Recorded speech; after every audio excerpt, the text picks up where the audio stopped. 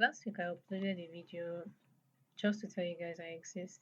This week I'm going to be talking about the time I traveled by myself for the first time. So picture this, the year is 2000 and something, before the pandemic. Birds chipped like birds, pigs still carry diseases, and I was still very afraid of bedbugs. I had just gotten admission into the university and my mom took me to the park by 5:30 a.m. So I was very tired, I was exhausted. I just wanted to get into the car and sleep. My mom couldn't wait till the bus left the park because she had to go back to work. So she prayed and she left me. And that was a very touching moment for me because it wasn't a boarding school. My boarding school was in the same state. So I always knew my parents were close. But this time around, I was going to about 4 states away. I felt sad. I felt afraid because I was going alone. I was going very far. Then these two girls came and sat with me. They were talking about how they were posted to Kebbi State for their NYSC. We're just having this very casual conversation. They were asking me if I've ever been there before, and I said, yeah, I've been there. I went there for my post UTME. Then our luggage, everything was packed into the boot of the car. And if you know anything about traveling long distances, you would know that, especially by road, people tend to carry a lot of luggage. I don't know how those men fit everything into the boot of a car. You would be looking at the luggage and the car, you'd say there is no way this will fit into the car and it would fit. When it was time for us to leave the park, I entered, I was seated at the back. The other girls too joined me at the back. That was when everything started going wrong. Because the last girl that entered, one of the girls that was also going for NYSC, she started complaining about how tight this place is. There is no leg room.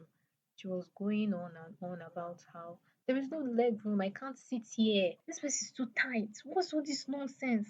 And then she got out from the car. That's how she sounded, by the way. She got out from the car and she was yelling.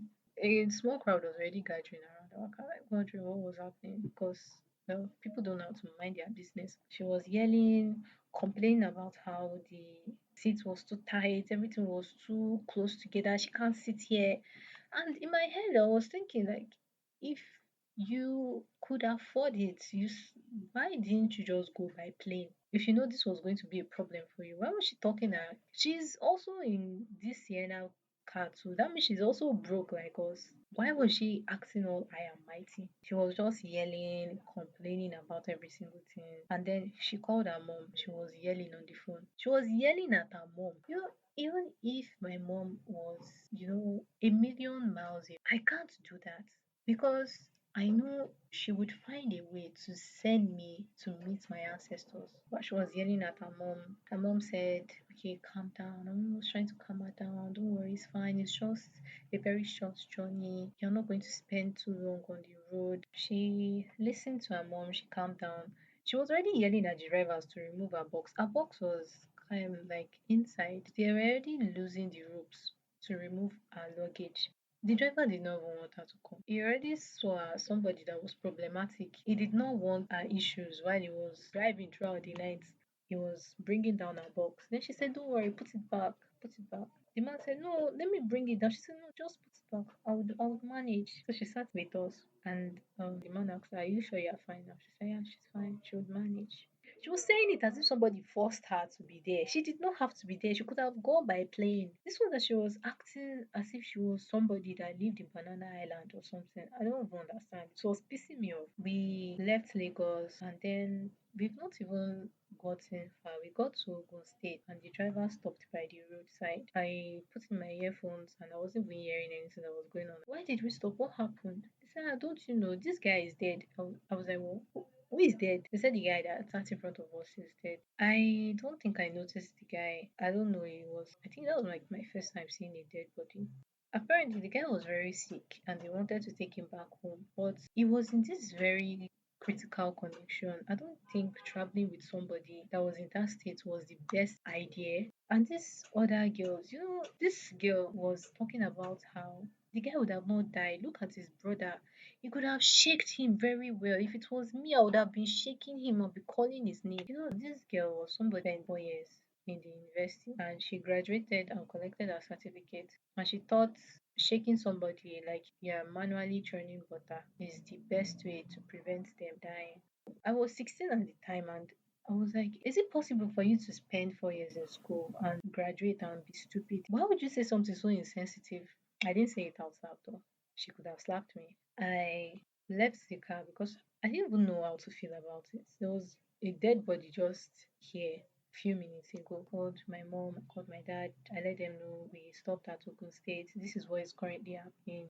I didn't really know what to feel. I did not know the guy, so I did not even know how to feel. Was I supposed to feel sad? Somebody died. It was odd. So I sat by the roadside because I had not eaten. My mom woke me up by 5. I reached 5. She woke me up by 4 a.m. in the morning for me to get dressed, take my bath, pack my load, and then we went for the park. So I did not even have time to eat. She packed bread and sardine for me. So I sat by the road and I was eating bread and sardine. And the bus drivers were just passing by and looking at me like somebody that was chased out of a husband's house or something. It was a weird sight, I'm very sure. Because buses kept stopping in front of me and asking me if I was fine. A few hours later, somebody came with a car and took the dead body. They called me back. I said, okay, we can continue on our journey now. And the driver said, okay, since there is more leg room in the middle seat, why don't you sit there? The girl said, no, I will never sit there. Why would I sit there? Somewhere that somebody just died. So I should carry one disease.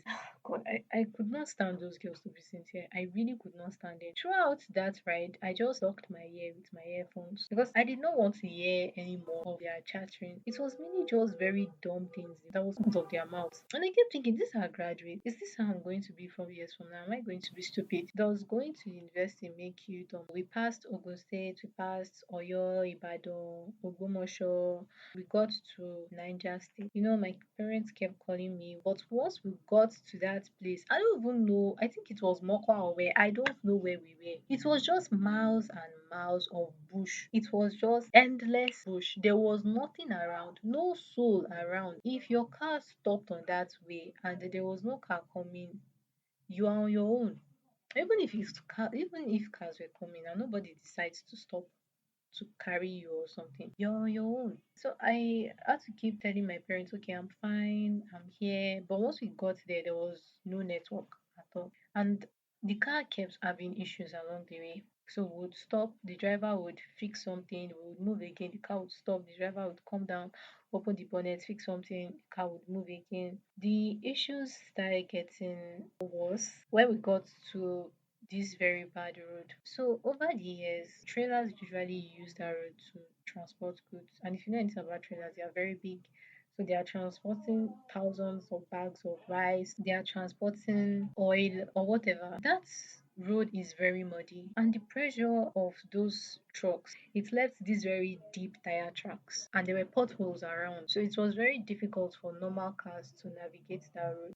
At some point, the car tire got stuck in one of those potholes and the men had to come down from the car. We wanted to come down too. We're only three women. We wanted to come down. They said no, it's not proper for a woman to be pushing this type of car or to be pushing a car or to be stressing herself. And I felt so important. Salute to those men, whoever they are. I don't even remember them, but salute to them. They pushed the car with three of us inside. There were about 6 men. Plus the driver, there were seven, I think. Anyway, they pushed the car out of the pothole, but they did not enter the car. They had to keep following us because the load would be too much if they entered the car. The car could sink into another pothole. So they trekked a long distance. When we finally got to a part of the road that was much better, then they entered the car and we kept moving. Because they had issues, it still broke down a couple of times until we got to Yauri. When we got there, the car broke down completely, so they had to push it to the nearest mechanic. When we got there, it was past 11. It was dark and extremely cold. It was during the Harmattan period. I forgot to even mention this. I don't think I had a sweater with me. Oh, yes, I did have a sweater with me. That was the lucky thing.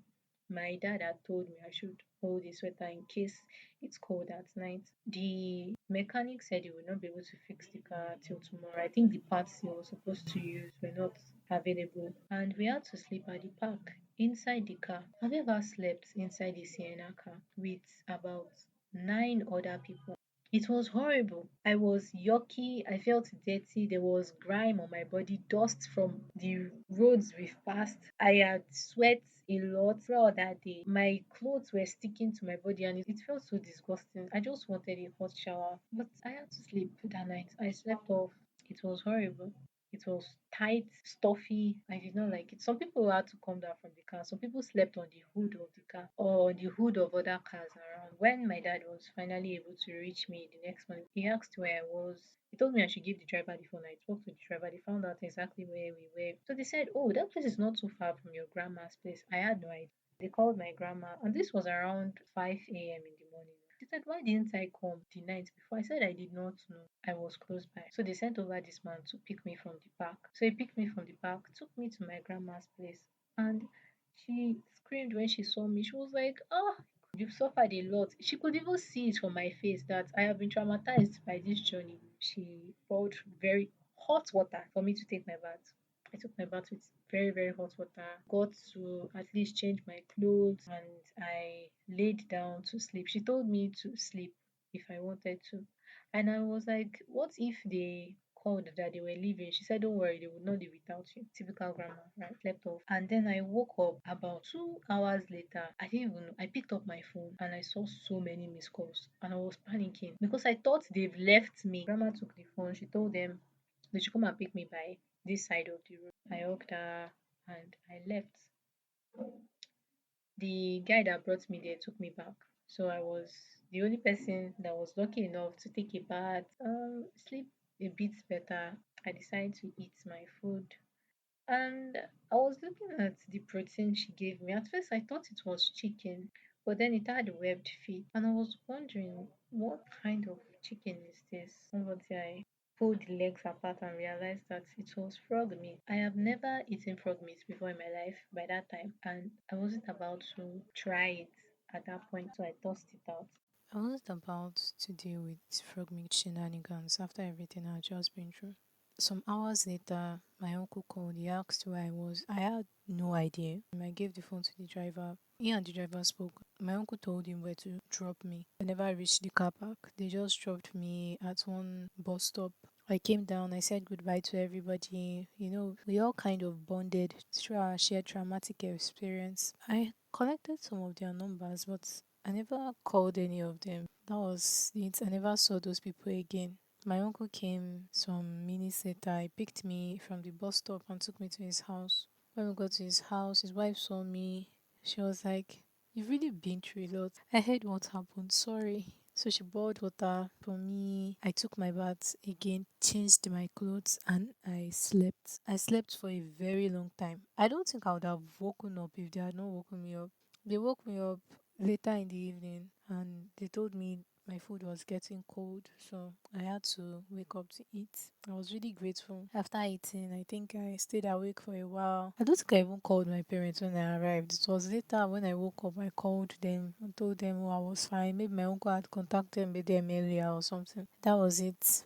I went back to sleep, and the next day I had to start preparing to go to the school for registration. And that was under hell on its own. I might do a follow up maybe in a future video. That was how I spent my first journey. Journey that was supposed to last 10 to 13 hours lasted over 30 hours, and there was a dead body and frog meat involved. It was fun though. So bye.